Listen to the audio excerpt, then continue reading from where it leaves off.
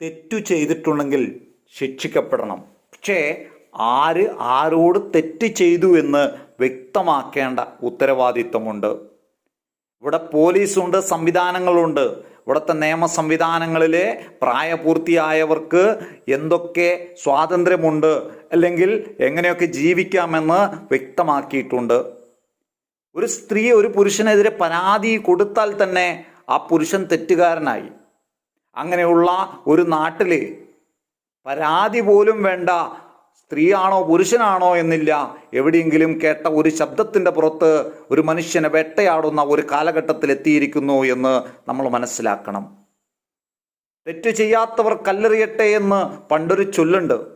എന്നാൽ ഏറ്റവും കൂടുതൽ തെറ്റ് ചെയ്തവർ തെറ്റ് ചെയ്യാത്തവരെ കല്ലെറിയുന്ന ഒരു കാലഘട്ടത്തിലേക്ക് കടന്നു വന്നിരിക്കുന്നു എന്നതാണ് എനിക്ക് നിങ്ങളോട് പറയുവാനുള്ളത്. സത്യത്തെ സത്യമായും